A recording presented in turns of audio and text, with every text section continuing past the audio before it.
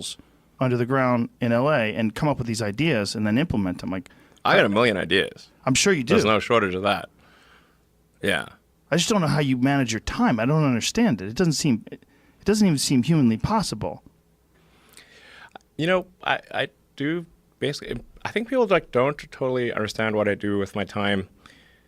They think like I'm a business guy or something like that. Like my Wikipedia page says business magnate. What would you call yourself? I'm a business magnet. Can someone please change my Wikipedia page to magnet? They'll change it right now. Please It's change probably it already changed. It's locked. So somebody has to be able to unlock it and change it to magnet. Someone will get I want that. to be a magnet. No, I do engineering and and manufacturing and that kind of thing. That's like 80% or more of my time. Ideas and then the implementation of those ideas. That's like hardcore engineering, like Yeah. designing things, Right. structural, mechanical, electrical, software, user interface, engineering, aerospace engineering. But you must understand there's not a whole lot of human beings like you. You know that, right? So you're an oddity Seems, yes. to chimps like me. We're all chimps. Yeah, we are. We're one notch above a chimp. Some of us are a little bit more confused. When I watch you doing all these things, I'm like, how does this motherfucker have all this time and all this energy and all these ideas, and then people just let him do these things? Because I'm an alien. That's what I've speculated. Yes. I'm on record saying this in the past. I wonder. It's true. I mean, if there was one. I was like, if there was like maybe an intelligent being that we created, like some AI creature that's superior to people, maybe he'd just hang around with us for a little while like you've been doing and then fix a bunch of shit. Maybe that's the way. I might have some mutation or something like that. You might. Do you think you do?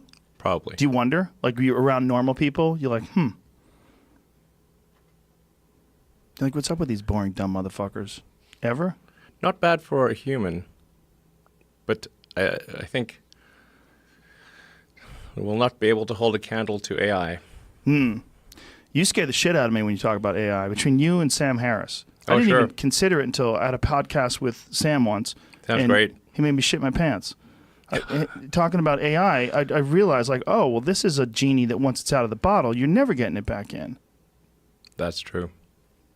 There was a video that you tweeted about one of those Boston Dynamic robots. And you're like, in the future, it'll be moving so fast. It's something that our audience is interested in as well. The question here is, a lot of experts in AI don't share the same level of concern that you do about the dangers of AI. Fools. What Famous last words. What specifically do you believe that they don't?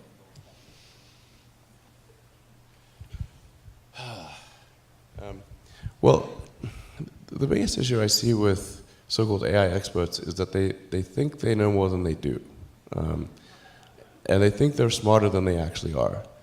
In general, we are all much smarter than we think we are, but much less smart, dumber than we think we are, by a lot.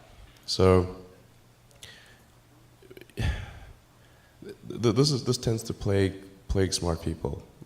They just can't.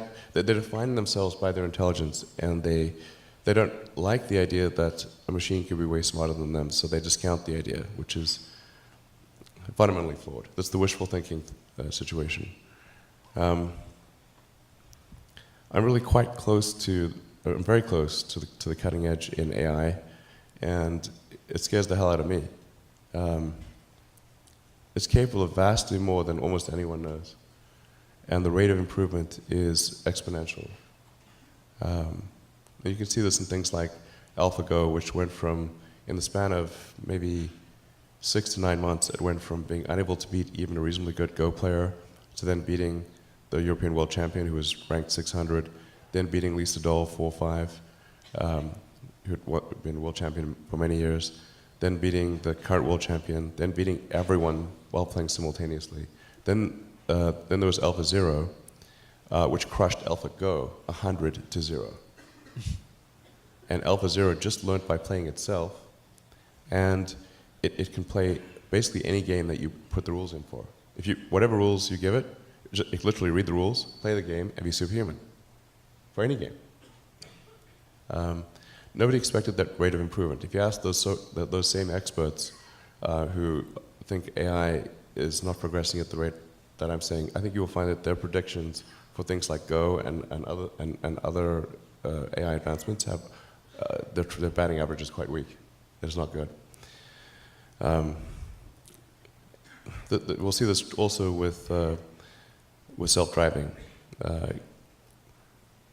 I think probably by end of next year, self-driving will encompass essentially all modes of driving and be at least 100 to 200% safer than a person by the end of next year.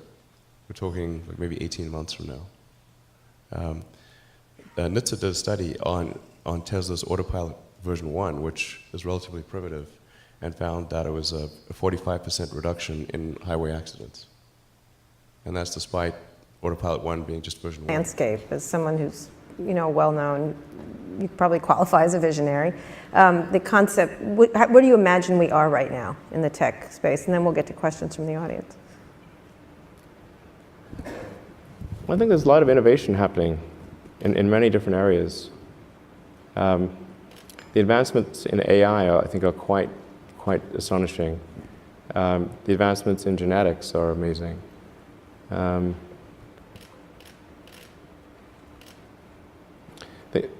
So I think that there is a lot of innovation going on. I think that there's probably a few too many talented entrepreneurs in kind of the internet space, and I think their talent actually would be better served in some other industries. But I do think, I don't think we're like facing some sort of low innovation period or anything like that. I think there's a lot of innovation going on. They need to move to other. I just think there's like, if you had some ideal distribution, it would probably be fewer. Like there's just a lot of talent focused on the internet, and probably some of that talent would it'd be better to have some of that talent in other industries. That's about all. But there's tremendous amount of innovation that's happening. It's something that I think is going to be quite important. And there's not, I don't know of a company that's working on it seriously is a neural lace. So going back to the AI situation, this is quite an important debate. Like if you assume any rate of advancement in AI, we will be left behind by a lot. And so then we could be in, benign, but even the benign situation, if you have some, if you have ultra intelligent AI, we would be, so far below them in intelligence that it would be like, a pet, basically. Cat, that's what I was thinking. Like a pet. Cat. Like a cat. Elon like the a house cat. cat. Yeah, it would be like the house cat. Right. So that's it's not the end of the world, it's just, Well, sort of pet. You've seen the movie, it could be. Yeah. It could be. But that honestly, that would be the benign scenario. And So house cat is okay. I don't love the idea of being a house cat. Okay. But that. So what's the solution? Yeah. So I think I think it's to essentially. I think one of the solutions, the solution that seems maybe the best one, is to have an AI layer. If you think of like you've got your limbic system, your cortex, and then a digital layer, sort of a third layer above the cortex, that could work well and symbiotically with you. Just as your cortex works symbiotically with your limbic system, your sort of a third digital layer could work symbiotically with the rest. This is something that's surgically inserted or bred into the species, or what? The fundamental limitation is input-output. So we already have, we're already a cyborg. It's just that, you have a digital version of yourself or partial version of yourself online in the form of your emails and your social media and all the things that you do. and you have basically superpowers in that with your computer and your phone and the applications that are there. You have more power than the President of the United States had 20 years ago. That you can answer any question, you can video conference with anyone Right. anywhere, you can send a message to millions of people instantly. You know, you can just do incredible things. And but the constraint is input output. So we're I/O bound, particularly output bound. I mean, like your output level is so low. It's like particularly on a phone, like your two thumbs just sort of tapping away. This is ridiculously slow. Our input is much better because we have a high bandwidth visual interface to the brain. Like our eyes take in a lot of data. So there's many orders of magnitude difference between input and output. So mostly, effectively merging in a symbiotic way with digital intelligence revolves around eliminating the I/O constraint. So it'd be some sort of direct cortical interface. And you called it a neural lace? Neural lace, yeah. It's totally not Google Glass, right? No, I'm talking about No, but something it's which... like you wear it, or you... No.